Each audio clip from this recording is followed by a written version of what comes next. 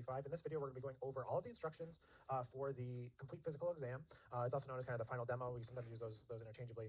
And we're going to go through everything that you need to know about this assignment, how to complete it successfully, where to complete it, how to submit it, things like that. So what we're going to be walking through right over here is we're going to be going through the syllabus, the instruction sheet, the rubric, and then we're going to be heading into the course and the submission. So this is kind of just here to show you. I'm going to be talking a little bit fast. This video should be about 20 to 25 minutes in length. I try to keep it short, but it's going to be very in-depth and thorough for just to help you really be successful for this assignment. So we're going to go through the syllabus as you see here. We're going to go through that demo instruction sheet. We're going to go through the rubric, and then finally we're going to be going into the course as well. Okay, so that's where we're headed, and we'll just kind of go right from there. So let's start here with our syllabus.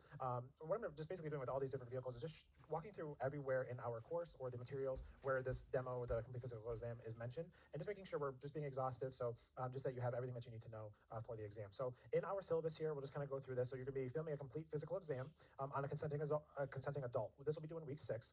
Your video can be a maximum of 25 minutes. It will need to be done in one shot, meaning that you can't stop the video at any point and resume it or like pause it. You can't edit multiple takes into one video. You should be practicing this many times, and you can record as many takes as you like, but you can only submit one of them to the Dropbox. So pick your best take.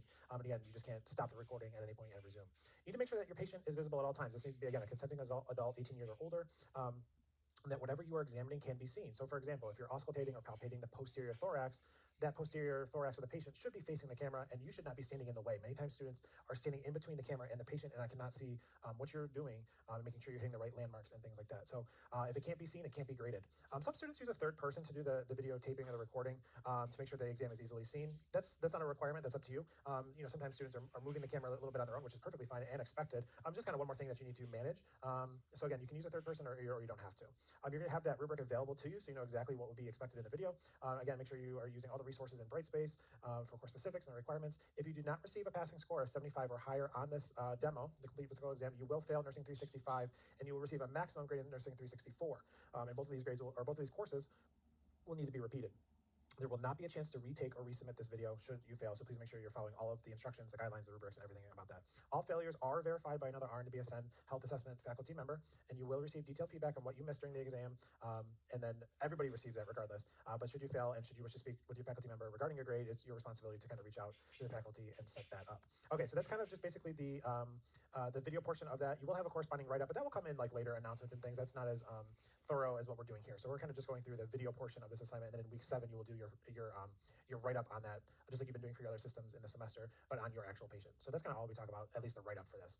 Okay, and then let's move on to the instructions that are emailed out. I think it's about halfway through week 5. We're kind of going to go through this as well. There'll be some duplicate information, but there'll be more here, and then we'll go through that rubric, and then of course the course after that. So again, week 6, you'll be submitting the video of your final head-to-toe demo, your complete physical exam. This is not done in Shadow Health, but on a consenting adult. Any video of assessment being done on a child is a failure. The following is going to give you the guidelines and instructions as you prepare for this demo. So use this guide in conjunction with the lecture, which is what you're watching right now, in order to be successful.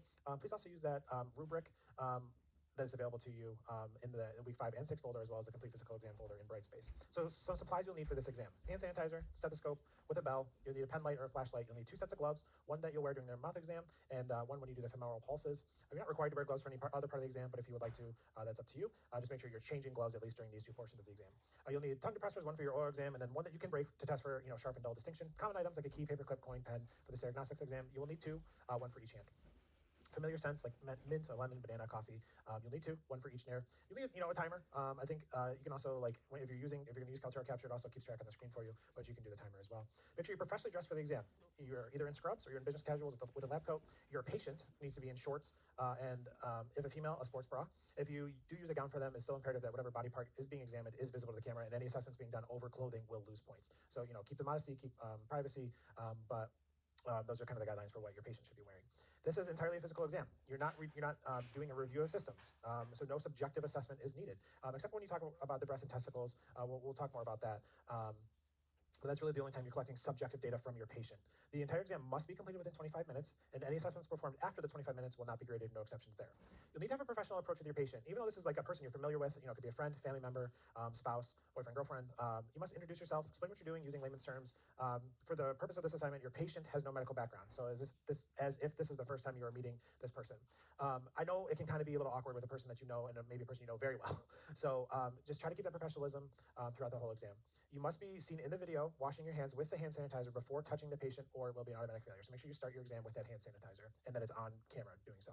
You may have a handwritten cheat sheet to refer to. If you complete your exam and you have time left on the timer, you can refer back to it, but it must not be anywhere near to you as you're performing the exam, but be off to the side to refer to only if you have time remaining. So by showing that cheat sheet to the camera and then putting it off somewhere else. You can go back to this to see any exam that you may have missed with no penalty, but make sure you're only looking at that once, and then that's it. You're not going back and forth to that cheat sheet. So take a look at it once, take some mental notes of things you need to still do, and then go back and do them if you have time left.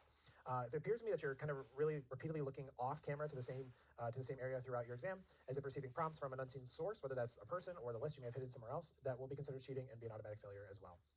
So the complete physical exam rubric that we'll go over here in a second lists all the assessments I'm looking for, and again, it will be in the weeks 5 and 6 folders and the complete physical exam folder. Make sure you review it closely to make sure you're familiar with all the proper techniques and those assessments. Make sure you're reviewing the weekly videos for techniques. Those are there for you to help. We don't have in-person lab time, so it's really up to you to make sure you are staying on top of these assessments and exams, and that you're reviewing the technique and you have the proper technique for that. Again, if you don't successfully pass the final demo, you will need to retake both of the courses together. There's no opportunity for retake on the exam. You do not need to perform the gag reflex, but you do need to describe to me in the video what you would do if you were to perform the test. And then you will see the self-breast exam and self-testicular exam assessment on the final demo guidelines. You will not be performing it, but you will be asking your patient if they do complete these at home, and you do need to assess whether they're performing it correctly, and provide patient education on proper techniques if so. You will need to do 2 deep tendon reflex, one on the upper extremities and one on the lower extremities bilaterally. You have a reflex hammer, you can use that. If you don't have that, you can use the side of your hand or the diaphragm of your stethoscope. You will also be assessing the individual cranial nerves. You will see that this assessment is listed under the neuro section of the guidelines, but you may have also assessed these throughout the other assessments on the sheet. So you don't need to go back and do those again. For example, if you assess cranial nerve 1 when you were examining the nose by performing the scent exam, you don't need to do that again when you get down to the neurological assessment. Again, make sure whoever you're videoing, whoever's videoing your demo captures all of your assessments on camera, whether that's a third person or whether you're having it on a stand or whatever, or on a desk. If they're not able to see what you're doing, we won't be either. We've already kind of gone over this. Again, if you're standing in the way or the patient is facing the camera when you're doing something on the other side of the patient, it can't be, if it can't be seen, it can't be graded. And then since this is a full online course, this video is not optional. You will need to submit your video to the Dropbox in the week 6 folder using the instructions provided, and we'll go over that just briefly as well. Please make sure you use the complete physical exam video lecture, which is the one you're watching right now, to be successful with this assignment. And the reason why that's on there is because it will be a standalone document as well. Okay, so we've gone over the syllabus and these instruction sheets, and then lastly, we're going to actually go over the rubric itself. Okay, so we're kind of going to go section by section really briefly. I'm just going to show you, or go over, the different exams for those sections, and kind of maybe some tips or tricks that will help you be successful with this exam. Okay, so we're going to kind of go over these instructions again. Many of these will be kind of repeat instructions, but I just like to go over all of that, and there will be a few more things I have off camera here that I'm going to just mention before we then hit into each sections, okay? So again, your video is maximum of 25 minutes. It's done in one shot, meaning you can't stop the video at any point and resume or edit multiple takes into one video. I will say you have up to 25 minutes to complete this exam.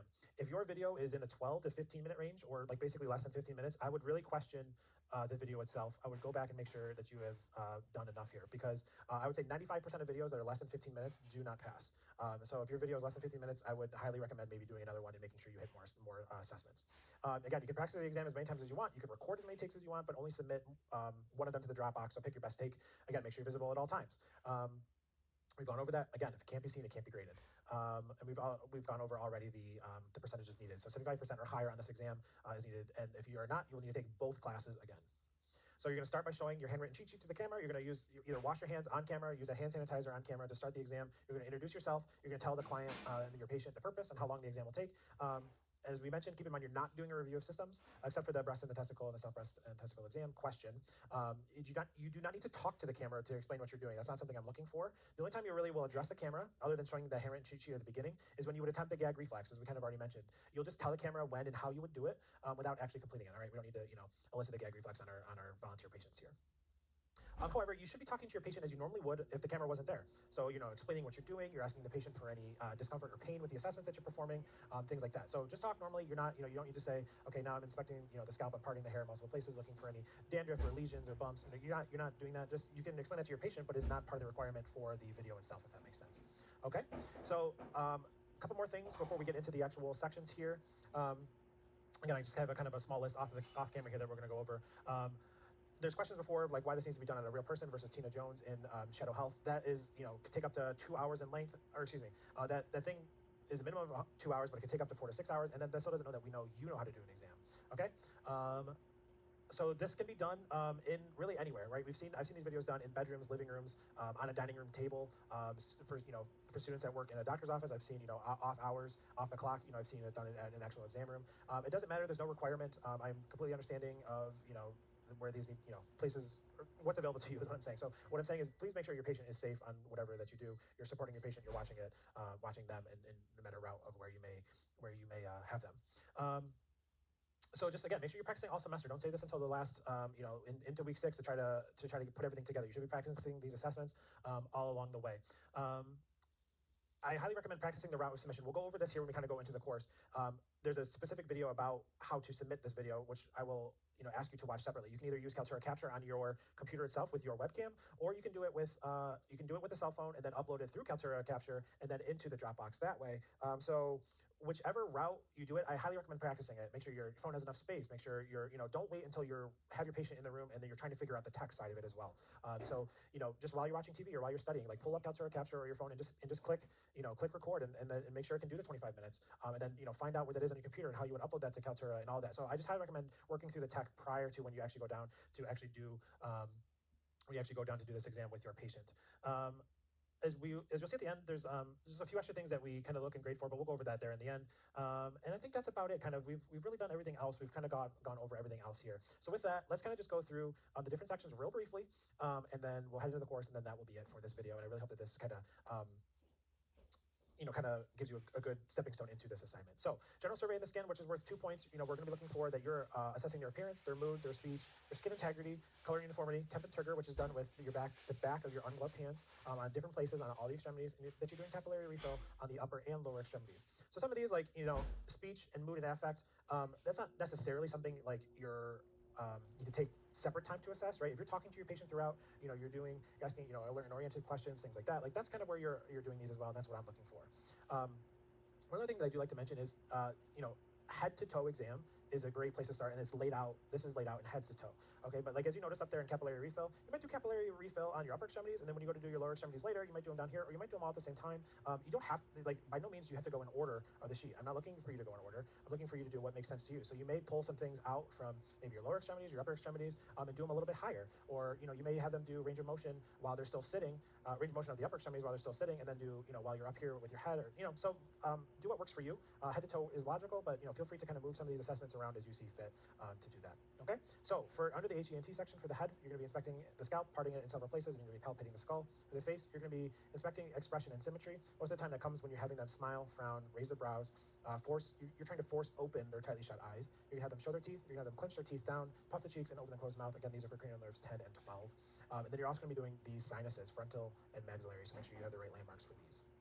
For the eyes, you're going to be inspecting the sclera, conjunctiva, and lacrimal ducts. You're going to be doing the corneal light reflex. This is where you shine the light in the middle of the eyes, and you're seeing where it reflects on each of the eyes.